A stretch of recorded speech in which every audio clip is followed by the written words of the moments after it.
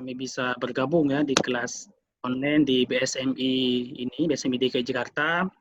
Alhamdulillah di suasana cuaca baik ya, hujan di Banda Aceh, rahmat, kita bisa sama-sama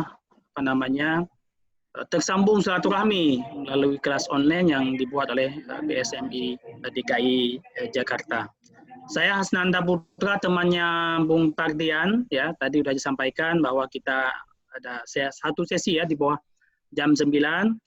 Saya lebih menyebutnya saya bukan sebagai kelas juga ya, lebih pada mungkin silaturahmi saja, obrolan kecil. Sebelum nantinya mungkin teman-teman masuk di diskusi yang jauh lebih menarik juga ya, tentang karakter yang membaca melalui tulisan tangan kalau tidak salah saya. Jadi Bung Pardian, teman-teman yang tercinta, sebagaimana mungkin kita ketahui sama-sama bahwa ini masih terdengar Bung Pardian ya? Masih dengar. Bagus banget. Ya teman-teman, baik teman-teman semuanya ya, teman-teman Sabit Merah Indonesia dimanapun berada, dari Banda Aceh sampai ke Papua.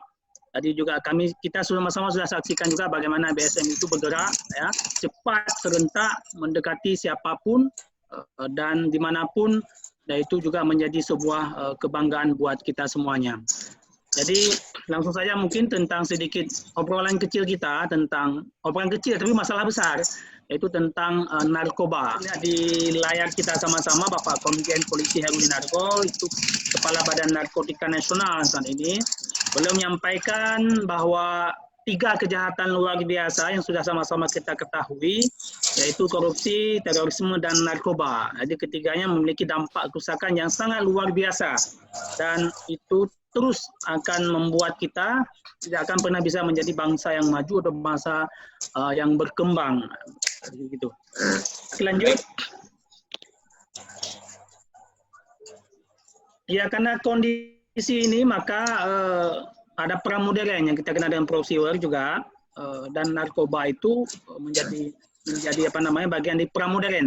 Mungkin teman-teman sudah mengetahui bagaimana perang candu yang dimulai di Cina, dan bagaimana dulu Tiongkok itu juga mengalami banyak kekalahan ya, akibat diserang dengan candu, narkoba, dan sebagainya. Semoga hal yang ini juga tidak terjadi di tempat kita. Amin. Kalau terjadi di negara Indonesia, maka bagaimana kita segera harus sama-sama bertempur pula menghadapi persoalan ini.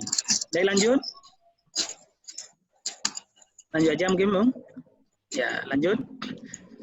Ini kondisi kita, Badan Narkotika Nasional dimanapun dia berada, kita tetap mengakui bahwa kondisi yang darurat ini juga telah nyata, dan dia juga kadang-kadang melibatkan juga pejabat, banyak aparat juga yang terjerat.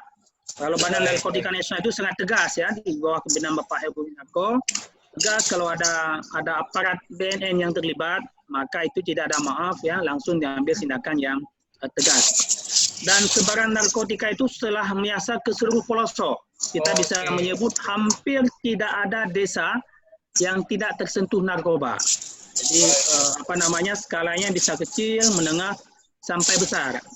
Makanya BNN itu kalau teman-teman bisa membuka juga di situs website BNN, itu ada sebaran-sebaran daerah rawan narkoba.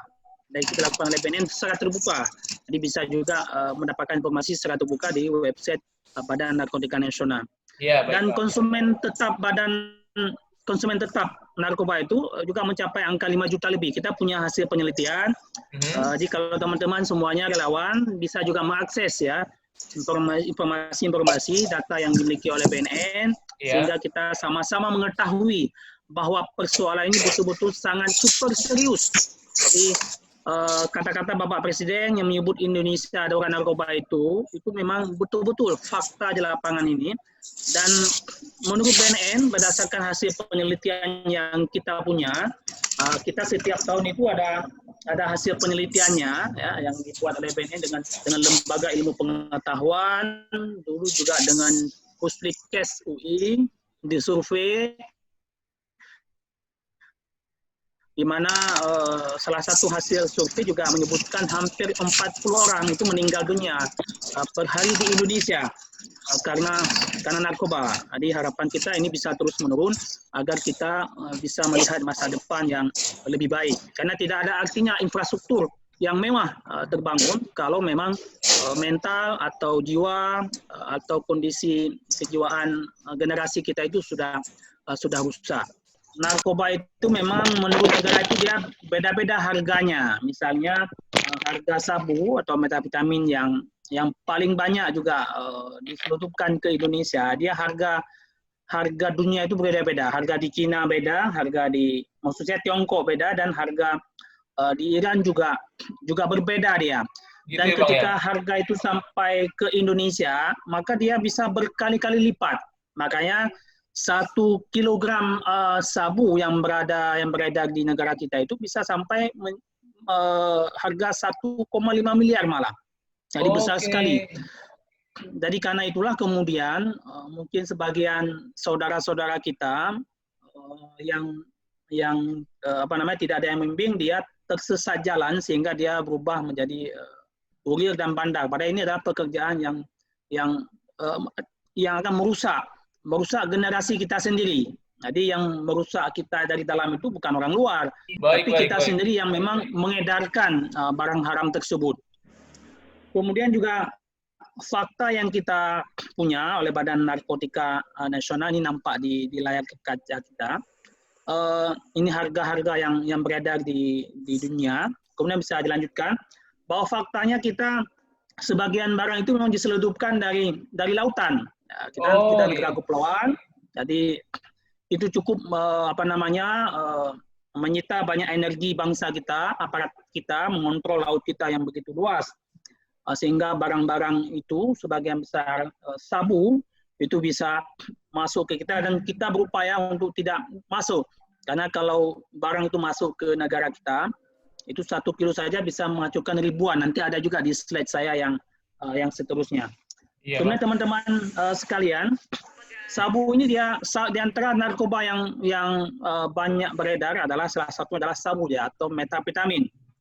Dan itu juga menjadi hal-hal yang sangat merusak kita. Apalagi sabu atau metavitamin yang beredar di negara kita, itu sebagian itu sebenarnya oplosan ya, bukan barang aslinya. Barang aslinya bahaya, sudah dioplos tentu super bahaya lagi. Makanya kita juga mendapatkan banyak kasus di Aceh, di Sumatera lain juga, atau di daerah lain juga banyak kasus ditemukan oleh teman-teman BNN, di mana ada yang malah dia mengkonsumsi sabu di bawah 2 tahun, dia sudah mengalami sakit jiwa dia.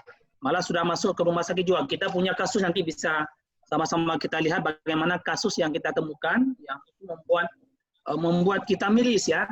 Generasi muda kita sudah demikian parahnya. Jadi kalau kita sekarang teman-teman tidak bergerak serentak bersama, maka tentu ini tidak mungkin, karena Badan Narkotika Nasional atau aparat lainnya juga tentu punya keterbatasan. Karena negara kita begitu luas, begitu besar, jadi perlu partisipasi dari semua warga, bahwa narkoba itu kalau kita ibaratkan itu sudah di depan pintu rumah kita. Itu langsung nampak. Jadi bukan lagi kalau dulu kita mungkin mulai di seberang lautan, sekarang sudah berada di depan pintu kita. Tugas kita yang punya rumah untuk menjaga rumah kita masing-masing. Ya, jadi inilah yang penting, keterlibatan semua kita, sehingga kita sadar bahwa persoalan narkoba ini sudah betul-betul merusak dan bisa menghancurkan bangsa kita. Bisa dilanjutkan slide-nya, Bung? Langsung aja, Bang. Baik, kemudian juga saya juga sampaikan tadi, ada di slide juga ada 10 provinsi tertinggi. Hasil survei prevalensi penyalahgunaan narkoba di tahun 2019 yang disurvei oleh Badan Narkotika Nasional, juga ada lembaga ilmu pengetahuan, di mana disebutkan di sini, memang sementara ini provinsi yang tertinggi penyalahgunaan narkoba, pecandu khususnya, itu adalah memang Sumatera Utara tertinggi. Iya. Kemudian yang kedua juga ada Sumatera Selatan, ya. Yang kedua ada mohon maaf, ada Jawa Timur. Saya baca saja yang ini. Jadi iya Bang, silakan Bang. Ada Sumatera Utara, kemudian dilanjutkan Sumatera Selatan, yang kedua, dan kemudian juga ada DKI Jakarta, daerah Sumatera dan juga Sulawesi Tengah. DKI Jakarta nomor 3 ya Bang ya? Gimana? DKI Jakarta nomor 3 pada? Iya, nomor 3. Jadi kondisi ini juga tentu sangat membuat kita medis ya. Semoga ini juga menjadi perhatian buat kita semuanya. Lanjut mungkin di bawahnya. Oke.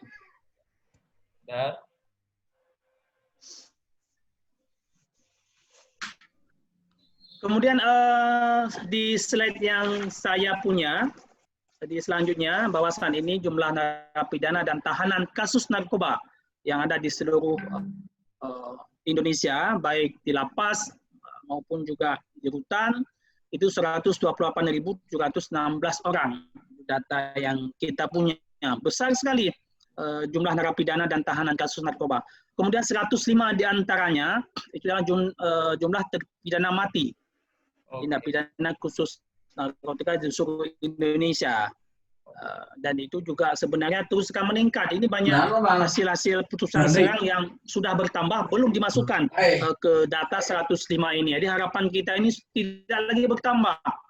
Karena saya kasihan sekali kalau data yang kita punya itu dari 105 itu juga sebagian besar adalah warga negara Indonesia kita. Dan itu sebagian adalah berusia muda. Kemudian kita juga punya satu studi kasus, mungkin studi kita ini juga. Halo Bang? Tidak jauh berbeda dengan studi kasus yang berada di lapas lainnya.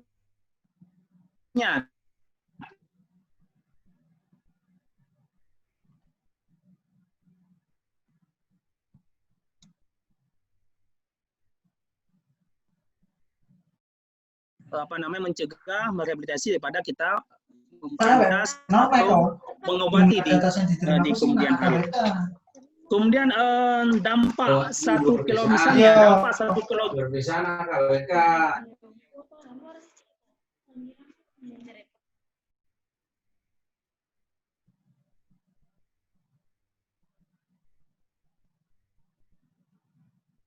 Halo?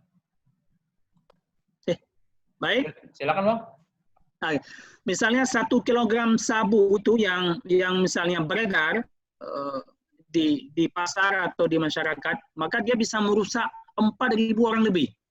Jadi bayangkan saudara-saudara sekalian, kalau sabunya itu lebih daripada 1 kilo beredar, bisa satu kampung. Kalau di Banda Aceh itu 4.000 orang sekarang itu sudah satu kampung. Nah, kita lihat pasca tsunami itu kan penduduknya berkurang. Jadi desanya tetap, penduduknya itu yang berkurang. Ya, jadi kalau 1 kilogram sabu yang beredar di satu kampung, satu desa di kita itu bisa teler satu kampung. Nah, cukup 1 kilo saja. Bayangkan kalau banyak. Baik, ini undang-undang yang kita punya, mungkin tidak saya baca lagi, lanjut Bang. Ya. Lanjut, Undang-Undang 35 tahun 2009, lanjut. Di bawahnya. Sebentar. Kasus, ya, ini salah satu kasus rehabilitasi yang kita punya. Nah ini, oke, ini satu kasus rehabilitasi di mana di Banda Aceh itu kita mendapatkan satu keluarga yang kita tangani. Itu malah satu keluarga itu dia mengalami sakit jiwa. Pertama keluarga, yang pakai mereka ada empat orang di keluarga, 4 anak. Satu yang perempuan yang masih selamat, sementara 3-nya itu sudah menjadi malah 2 orang sudah menjadi pasien rumah sakit jiwa, 1 juga sakit jiwa tetapi belum masuk ke rumah sakit jiwa dan kita tangani sampai selesai sekarang, alhamdulillah. Dan yang bersangkutan juga kita selesaikan agar dia juga bisa bisa menyelesaikan kuliahnya. Jadi memang kerja kami di BNN itu selain pencegahan, pemberdayaan, pemberantasan, kita juga rehabilitasi. Karena memang kita menangani persoalan narkoba ini memang dari hulu ke hilir, memang lengkap semuanya. Karena memang kita satu-satunya instansi yang memang bergerak dan memastikan Semua bisa selesai. Sebenarnya di Indonesia itu sudah ada fatwa ulamanya, sudah ada fatwa ulama yang memang mendukung hukuman mati. Karena kalau tidak dihukum mati, teman-teman bisa lihat kasus. Ini salah satu kasus saja yang kita punya, dan kasus yang kita punya ini juga sebenarnya terjadi juga di daerah lainnya. Jadi rumah sakit jiwa itu bisa dicek sekarang di rumah sakit jiwa manapun, pasti yang menderita sakit jiwa karena kasus narkoba paling tinggi. Kalau di tempat kita hampir 50% itu adalah bekas-bekas dari pemakaian narkoba. Karena narkoba yang digunakan oleh saudara-saudara kita itu adalah narkoba-narkoba oplosan ya, mempercepat kerusakan, mempercepatkan sakit jiwa, dan mempercepat semuanya. Jadi kita selalu mengkampanyekan, kita sampaikan bahwa sabu asli itu berbahaya. Sabu oplosan jauh lebih berbahaya. Kalau nggak percaya bisa dicek ke banyak rumah sakit jiwa itu sebagian besar adalah korban dari penyalahgunaan narkoba. Ini sangat miris sekali. Bayangkan rumah sakit jiwa itu yang dulunya mungkin karena dia sakit jiwa turunan dan sebagainya, tapi ini memang benar-benar sakit jiwa karena narkoba, sangat miris sekali. Ini ada fatwa ulama, kalau di Aceh juga kita sudah punya tausiah dari MPU, kalau di Aceh namanya memang Majelis Permusyawaratan Ulama, kalau di Indonesia Majelis Ulama Indonesia. Iya. Baik, lanjut. Kemudian kita juga, saya juga menyampaikan, karena kondisi rehabilitasi yang demikian terus kita lakukan, maka pemerintah juga sudah mengeksekusi mati sebagian dari napi-napi kasus narkoba. Mungkin salah satu di antara yang paling yang dikenal oleh publik adalah Freddy Budiman, dieksekusi mati. Bagi kita dan bagi masyarakat luas atau masyarakat hukum dan sebagainya sudah sepakat bahwa eksekusi mati itu memang wajib dilakukan terhadap bandar-bandar yang memang dia tidak punya hati, saudara sekalian. Jadi bayangkan saja kalau 1 kilo itu bisa merusak 4.000 orang. Bayangkan kalau dia punya hampir berapa ratus kilo yang dia sebarkan setiap hari, setiap waktu, dan tentu akan merusak generasi kita. Oleh sebab itu, karena kondisi ini sangat darurat sekali, maka kita selalu berharap pada peran serta masyarakat, dan undang-undang itu sudah meminta partisipasi. Nanti bisa juga dari badan dari Bulan Sabit Merah juga bisa ikut serta juga di setiap aksi sosialnya, juga menyampaikan kepada masyarakat untuk tidak mendekati narkoba dan sebagainya. Lanjut. Mungkin sedikit lagi karena sekarang lanjut aja, kita sekarang memasuki apa yang sesuai tema juga dengan adaptasi kebiasaan baru, atau dulu juga era new normal. Kita di BNN itu sekarang mempopulerkan istilah hidup 100%. Hidup 100%. Jadi 100% maksudnya hidup yang full sebagai manusia Indonesia yang bersih narkoba, juga sebagai bangsa Indonesia yang terus harus beraktivitas kita, tetapi kita harus ikut protokol kesehatan. Nah, ini isu yang sedang dikemas baik oleh BNN dan mereka menyambut dengan adaptasi kebiasaan baru. Lanjut saja, Bung. Sedikit lagi.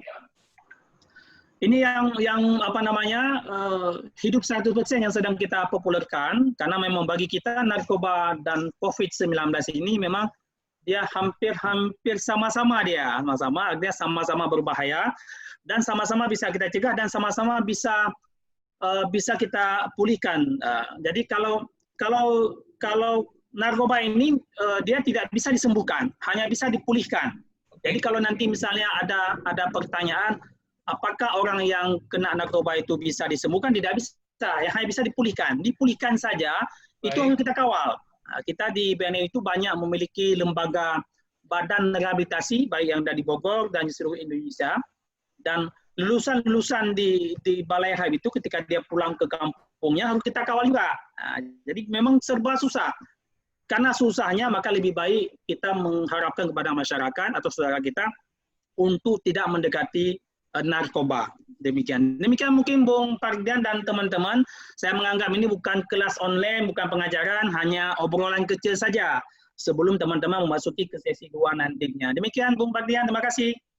Oke, itulah tadi Bang Hasnanda sudah memberikan pemaparan tentang bagaimana bahaya narkoba di sekeliling kita dan bagaimana dampaknya.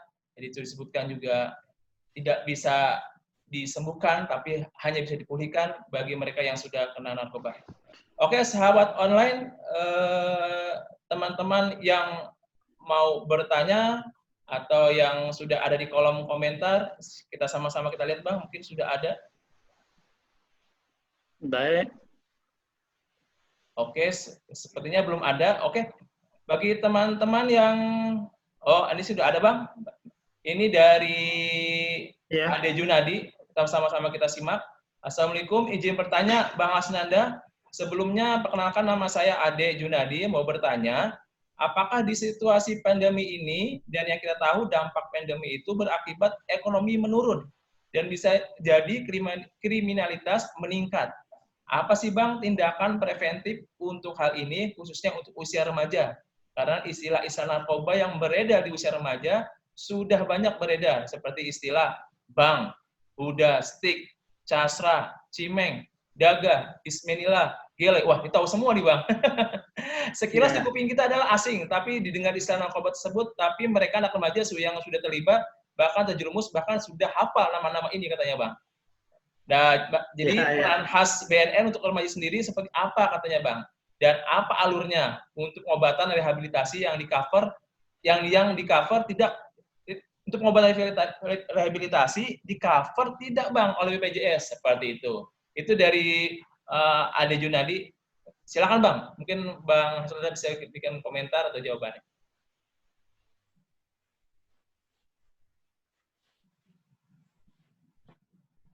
Silakan Bang. Baik, baik, terima kasih atas saran juga atau masukan dari teman-teman yang berkata tadi. Memang kalau begini dia, kalau bagaimana skema BPJS, saya mungkin tidak bisa saya pastikan bagaimana skema BPJS. Tapi pastinya kalau ada korban penyalahgunaan narkoba, maka saudara-saudara bisa mendatangi klinik BNN yang berada di seluruh Indonesia. Di DKI Jakarta juga kita di setiap Jakarta Selatan, Utara semua ada klinik BNN-nya. Nantinya penanganan korban penyalahgunaan narkoba di BNN itu gratis ya, gratis, tidak dibungut biaya sepersen pun. Dan kalau kemudian ya kita kan di klinik BNN itu bisa berlaku rawat jalan. Nah, ketika kemudian yang bersangkutan sudah dalam skala berbahaya atau sudah berat, kita bisa rujuk atau rekomendasikan rujukannya ke Balai Rehabilitasi BNN terdekat dengan kita, dan insya Allah juga gratis. Misalnya kalau saudara-saudara yang berada di Aceh, Sumatera Utara, dan Sumatera dan Riau dan sebagainya, itu kita punya balai rehab, punya BNN pusat dan berada di Deli Serdang ada, di Batam ada, di Lampung kita juga punya, dan yang terbesar yang kita punya berada di Bogor. Jadi saudara-saudara sekalian yang mengetahui ada sekelilingnya yang sudah kecanduan narkoba, maka dapat segera melapor ke kita. Kita akan ngurus, kita akan bantu, kita akan selesaikan dan tidak ditangkap. Ini yang mungkin Bung Pardian mungkin perlu kita ditangkap. Selama dia tidak dijamin, ya, selama tidak ditangkap. Ya, karena konsep kita begini, sistem kita begini, pecandu narkoba yang melapor ke BNN dimanapun berada, maka kita akan langsung menangani dia di rehabilitasi kita, tidak akan kita proses hukumnya. Nah, itu jaminan kita. Kalau dia sudah melapor ke kita, insya Allah aman dia, selama dia betul-betul memang tidak pernah terlibat jaringan. Tidak terlibat jaringan. Bukan pengedar gitu ya Bang ya? Ya, dia benar, dia hanya pemakai narkoba, bisa segera melapor ke kami. Kita bisa advokasi dimanapun BNN yang ada. Kemudian oleh BNN itu kalau memang sudah berat, maka bisa dirujuk ke balai rehab terdekat dengan gratis sampai pemulihan itu selesai. Dan pemulihan yang kita punya, sistem yang kita punya, memang minimal 6 bulan. Dan insya Allah sebagian besar yang ditangani oleh BNN direhabilitasi, sekembalinya dari pusat rehab, alhamdulillah dia memang sudah bisa kembali ke masyarakat. Dan malahan sudah banyak yang menjadi duta anti narkoba itu berasal dari para residen pecandu narkoba sebelumnya, Bung Pardian. Oke, baik. Ya. Jadi kalau pengedar itu lain halnya Bang ya, itu berarti urusan kepolisian. Lain halnya dan lain Benar, lain halnya dan lain pasalnya. Jadi Lain kita pasalnya. sebenarnya di BNN dan ya di aparat hukum kita juga punya namanya tim asesmen terpadu. Jadi Oke. kalau ada penanganan, penangkapan pecandu narkoba oleh institusi di luar BNN, misalnya Polri menangkap seseorang pecandu narkoba, kalau barang bukti yang dia punya, misalnya ini contohnya, yang bersangkutan pada saat BB ditemukan itu, dia sedang mengantongi BB sabu misalnya, itu di bawah 1 gram. Nah, maka yang bersangkutan langsung akan kita rujuk ke sidang TAT yang dipunya oleh BNN. Jadi Sidang penyidik TAT Polri, apa, Bang? sidang TAT itu tim asesmen terpadu, Bung Barindian. Oh, yang tadi Jadi disebutkan sebelumnya ya. tim asesmen terpadu itu pimpinannya adalah kepala BNN, anggotanya termasuk dari penyidik Polri, penyidik dari Kejaksaan dan sebagainya. Jadi kalau ada ditemukan kasus oleh seorang penyidik Polri yang barang bukti ditemukan dia misalnya sabu di bawah 1 gram, maka langsung disampaikan ke sidang TAT yang kita punya. Kita nanti akan memutuskan di sidang TAT tersebut, juga ada dokternya, ada kejaksaannya, ada Polrinya, apakah yang bersangkutan benar-benar dia hanya sebagai pemakai, maka nanti kita akan putuskan sidang bahwa dia untuk direhabilitasi yang akan dilengkapi di pemberkasan kepada pengadilan. Tapi tetap pengadilan yang memutuskan. Jadi bahan kita untuk direhabilitasi yang bersangkutan itu menjadi bahan pertimbangan hakim. Hakim untuk memutuskan bahwa yang bersangkutan itu harus direhabilitasi. Begitu. Karena kalau tidak demikian, maka lapas kita akan terus penuh dia. Iya, Lapas betul. bakal penuh terus, sementara orang nggak pulih. Iya, Itu. iya. Oke, baik, itu dari respon langsung dari Bang Asnanda seperti itu dari pertanyaan Bang Ade Junadi. Oke teman-teman, ada yang lain? Saya lihat dulu di kolom komen apakah ada pertanyaan seperti itu. Baik. Oke, ini dari Bang Asnanda, ini dari Yulia Fauzia Amizwar. Siap. Perkenalkan, saya Yulia, izin bertanya dari rata-rata korban penyalahgunaan narkoba, apakah motif terbesar penggunaan narkoba? Nah, kemudian saat keadaan pandemi ini, zaman COVID-19 maksudnya, pada pemberitaan tampak banyak yang tertangkap penyalahgunaan narkoba. Apakah benar pada masa pandemi ini penyalahgunaan narkoba lebih tinggi dibanding hari-hari sebelum pandemi COVID-19? Terima kasih. Itu pertanyaannya, Bang. Silakan, Bang. Baik, sahabat Sobit Yulia Fauzia Hamizwar, terima kasih atas pertanyaannya, juga mungkin jadi bahan juga buat kita semuanya. Memang benar, di kondisi pandemi sekarang ini memang kasus narkoba yang kita pantau hampir sama saja dengan sebelum pandemi COVID ini. Jadi pemakai dia jalan terus ya, kasus penangkapan juga banyak. Kalau penangkapan malah banyak, karena memang para bandar itu menduga bahwa kondisi pandemi ini aparatnya lalai atau aparatnya sibuk ya. Padahal tidak demikian kan, kita masing-masing di aparatur negara ini kan sudah punya tugas masing-masing dan banyak peningkatan kasus juga banyak di masa pandemi. Tidak terpengaruh juga kita lihat. Nah untuk pemakai ini juga demikian, karena misalnya sekarang itu kalau pemakai narkoba itu kita lihat tren juga sebenarnya tidak berubah juga. Sama saja dengan kondisi sebelum COVID-19. Malah sebagian besar sekarang pun kita juga serba susah begini. Ada yang kita tangani rehabilitasi sejak Januari, Februari, ketika kemudian pembatasan di masa pandemi ini, kita juga kesulitan mendekati sahabat-sahabat klien kita atau residen kita yang sedang kita pulihkan.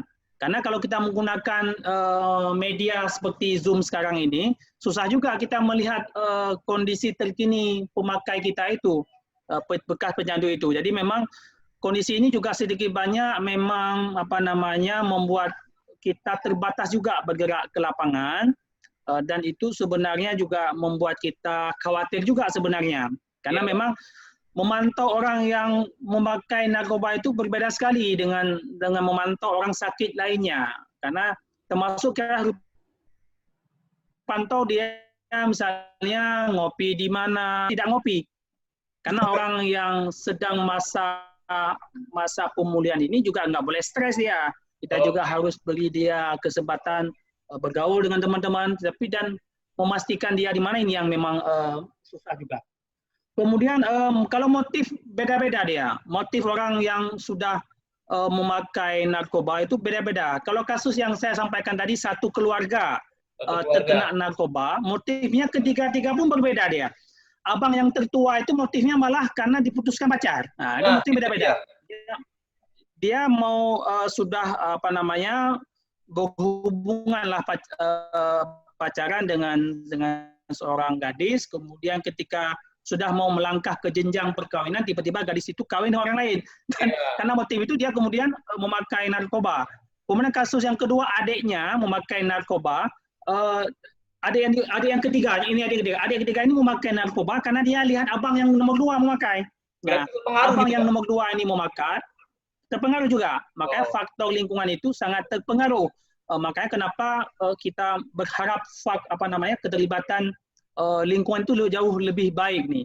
Kalau di Aceh atau dimanapun mungkin, kita sangat menginginkan itu, kalau di sini namanya kepala desa kecil ya. Kecil dan perangkat kampung, kepala dusun ya, kalau mungkin di Jakarta ya lurah, RT, RW itu harus berperan dia, mengajak warganya. Kalau tidak mungkin, karena aparat itu terbatas juga, nggak mungkin kita memantau selalu. Jadi hal-hal yang pemakai narkoba itu memang harus kita pantau sama-sama. Dan ini akan terus menjadi hal yang sangat berbahaya. Ya. Demikian mungkin yang bisa saya sampaikan tentang pertanyaan tadi, Bung Bagdia. Mudah-mudahan pertanyaan dari Yulia Fauzia tadi dipaparkan oleh Bang Hasnanda dijawab. Mudah-mudahan puas jawabannya. Baik. Oke, kita ini lanjut juga lagi. Ada pertanyaan lanjutan ini. Halo? Boleh saya lanjutkan? Lanjut lagi pertanyaan dari teman-teman dari di kolom komen. Dari Taruna Perdana. Apakah pemakai kepemilikan di atas 1 gram selalu pasti dia adalah masuk ke jaringan pengedar? Bukankah pengedar malah disiplin, tidak pakai barang jualannya? Karena ada klien konsultasi, saya nggak tahu nih, karena ada klien konsultasi saya yang dulu saat kuliah adalah pengedar. Saat jaringan bosnya tertangkap, dia bisa selamat dan meninggalkan bisnis narkoba karena disiplin waktu, disiplin dan disiplin tidak pakai. Lah itu Bang. Gimana tuh Bang? Betul. Ya, memang yang uniknya dan itu sebenarnya juga menjadi pelajaran buat kita semuanya, hampir bisa sebagian besar, betul yang disampaikan oleh Bung Taruna itu, hampir sebagian besar pengedar, ya, bandar, kurir, dia tidak pakai narkoba. Nah, saya sudah buat penelitian sampai ke Medan, sampai juga ke Jakarta, mereka tidak pakai. Karena kalau dia sudah pakai narkoba, maka si pengedar itu dia nggak sempat lagi mikir dia jaringannya. Betul, karena kan yang dia kejar itu kan uangnya. Duitnya. Dia tahu karena pengedar itu tahu dia rusaknya narkoba, maka dia nggak pakai. Makanya ini juga jadi pelajaran buat kita semuanya, bahwa yang mengedar saja nggak pernah pakai. Padahal dia bisa dapat barang bagus misalnya, tapi dia nggak pakai. Karena dia sudah tahu kalau dia pakai, maka dia tidak bisa lagi berpengaruh untuk mencari uang. Nah, ini. Kemudian, apakah memakai di atas 1 gram dipastikan masuk jaringan? Bisa saja, karena memang kalau yang kita, kan seorang begini dia, seorang pemakai narkoba, dia kan kita kan bisa hitung-hitung juga. Dia sehari pakai misalnya berapa gram, ya, nggak mungkin dia misalnya punya 2 kilo, tetapnya Bung Taruna dan kawan-kawan, BNN dan juga aparat lainnya tentu memiliki pemetaan jaringan, ya, kemudian juga tentu juga dilakukan penyadapan dan sebagainya. Tidak mungkin yang ditangkap itu tiba-tiba kalau tidak melalui pemetaan jaringan. Karena kita kan sekarang zaman yang semua orang memantau, banyak LSM memantau, dia bisa menangkap orang sembarangan. Yang ditangkap dia misalnya pengedar, bandar, ya tetap dia sudah memiliki alat bukti sebelumnya. Walaupun yang dikatakan oleh Bung Taruna ini, memang janggal juga orang yang memiliki di atas 1 gram itu, memang kalau dia bukan pengedar, kita juga tidak bisa pastikan. Tapi kalau yang di bawah 1 gram itu, sudah ada memang surat edaran Mahkamah Agung. yang memang memerintahkan memberi keleluasaan kepada penyidik untuk membawa kepada sidang tim asesmen terpadu agar yang bersangkutan sebaiknya direhabilitasi. Itu. Kemudian benar memang kalau para pengedar mereka sangat disiplin ya mereka. Disiplin semuanya karena dia sudah tahu sedikit dia tidak disiplin atau tergoda untuk menggunakan, maka dia akan mengalami kerugian.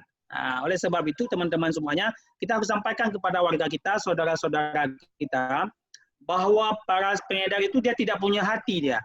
Dia hanya punya bagaimana berupaya mendapatkan uang sebanyak-banyaknya. Yeah. Kalau dia bisa laku 1 kilo bisa dapat 1 miliar lebih dia. Jadi makanya kalau benar-benar sekali. Makanya kalau mau melihat seseorang dia sebagai pengedar, seorang sebandar, sebenarnya agak mudah dia. Kalau ada seseorang yang kita kenal, sebelumnya dia tidak punya apa-apa, tiba-tiba dalam setahun terakhir tiba-tiba dia berubah menjadi orang kaya tanpa ada usaha yang kita tahu, tanpa ada ini, maka sangat mungkin dia sudah mulai terjerumus ya. Makanya kalau di Aceh itu kita sudah punya konsep desa bersinar, namanya desa bersinar narkoba, maka kita memantau melalui kepala desa agar warga-warga yang kemungkinan pulang dari negeri seberang, tiba-tiba dia berubah kaya, atau ada orang kampung yang baru dari kota, tiba-tiba berubah kekayaannya, yang tidak ada usahanya, itu sangat mungkin. Tetapi kalau kita tidak punya bukti, tentu kita tidak bisa juga memprosesnya. Ini kan kembali ke alat buktinya, itu Bung Pardian. Okay. Kemudian juga mungkin saya baca saja, ini ada juga di atas.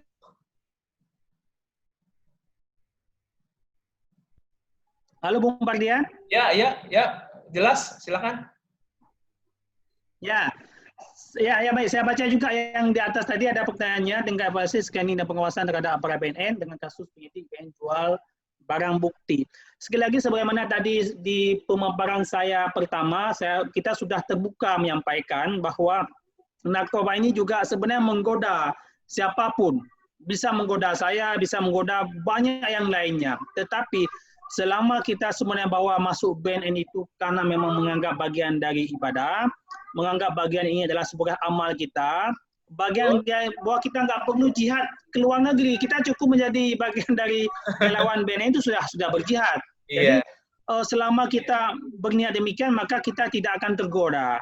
Dan insya Allah kalau ada 1-2 pun yang itu pasti ada. Oknum aparat dimanapun pasti kadang-kadang juga tergoda juga. Tapi intinya BNN itu punya sistem pemeriksaan pengawasan yang luar biasa. Kita malah punya Irwasus juga ya, inspektur pengawasan khusus.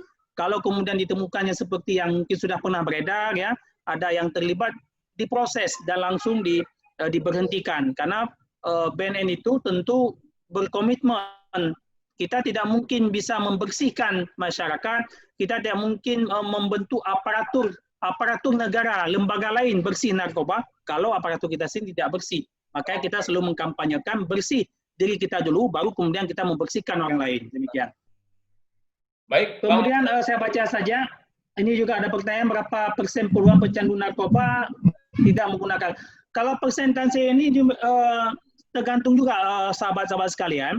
Misalnya, apakah orang yang pulang dari rehabilitasi di Bogor itu, dia sudah pulih nggak kembali? Belum tentu juga. Kita punya kasus yang sudah direhab 6 bulan lebih, malah setahun, pulang, kemudian pakai lagi ada. Tapi ada yang direhab 6 bulan, pulang, dia malah bisa mengajak orang lain untuk tidak lagi memakai narkoba banyak sekali. Ini tergantung pada keluarga. Makanya Bung Pardian, kita menyebut bahwa benteng terkuat untuk melawan penyalahgunaan narkoba adalah keluarga. Orang tua, ibu, bapak, ya. Dan kalau kita di Aceh selalu mengkampanyekan bahwa orang yang sering salat berjamaah, sering berdiskusi dengan keluarga, dia akan selamat dunia akhirat. Demikian. Masya Allah, iya, oke. Bang Hasan, saya mau bertanya. Baik, boleh. Kan saya lihat dari berita online bahwa di beberapa negara, mungkin tepatnya mungkin Kanada, itu mereka malah menghalalkan kalau kita sebut ganja, Bang, di Indonesia. Atau ada beberapa negara lain yang selain Kanada juga melegalkan. Entah apakah itu buat medis atau untuk apa, saya kurang tahu. Nah, itu kalau dari pemerintah atau saat ini BNN, ini apa Bang ininya tindakannya atau mungkin komentar ya Bang? Di sana bisa, mungkin Baik, saya lihat di sosial media, komen-komentar ada beberapa berita, itu mereka malah, loh di Kanada aja bisa, kenapa di Indonesia aja bisa? Seperti itu Bang. ya. Silakan Bang. Baik, baik. Pertama ingin saya sampaikan kembali data yang kita punya. Memang pemakai narkoba tertinggi di Indonesia itu dia pertama memang ganja. Iya. Hampir 65% lebih pecandu narkoba yang atau penyalahguna narkoba yang 4 juta lebih yang seluruh Indonesia itu sebanyak 65% diantaranya adalah pemakai ganja, sabu dan ekstasi. Oh. Ganja ini memang juga sudah menjadi pembahasan global, tetapi memang di beberapa sidang terbaru di lembaga UN yang bahas tentang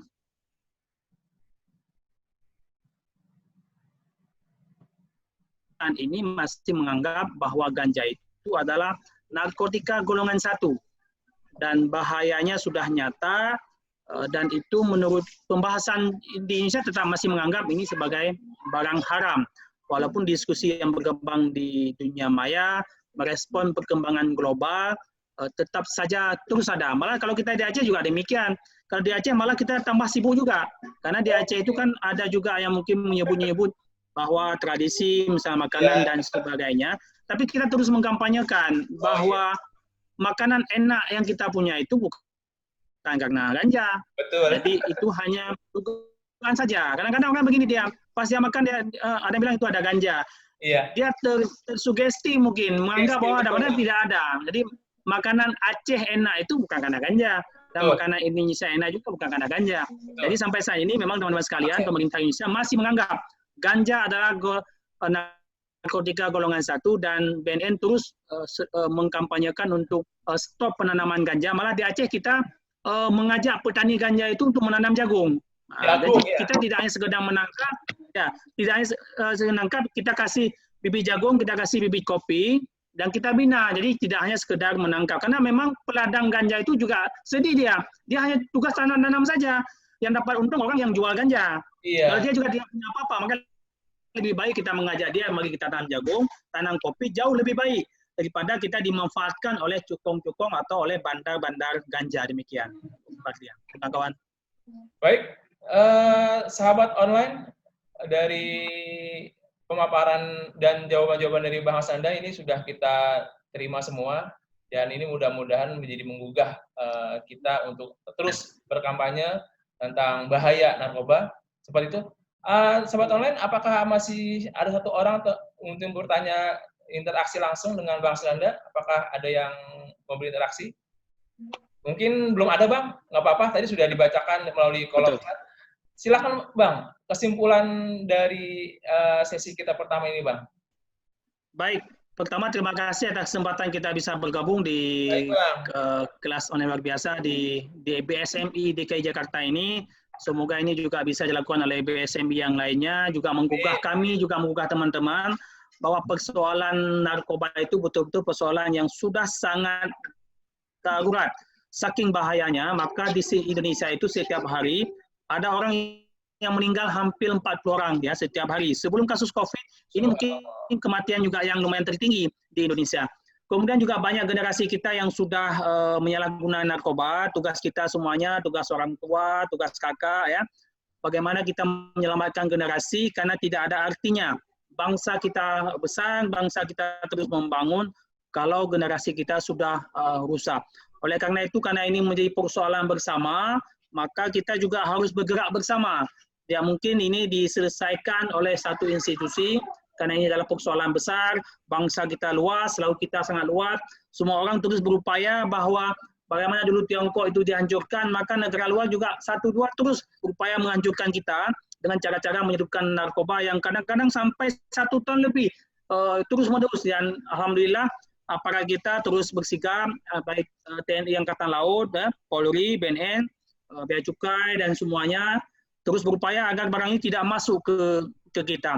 Dan salah satu hal yang bisa kita cegah juga dengan mengurangi sebenarnya permintaan. Kalau barangnya tidak diminta, tentu yang penjual juga tidak bisa menjual dia. Jadi dia ada juga siklus ekonomi di hal ini, sehingga perlu keterlibatan kita semua mengajak, menyampaikan kepada generasi muda bahwa narkoba yang beredar itu sebagian besar adalah oplosan yang bisa merusak jiwa, mental, fisik dari generasi muda.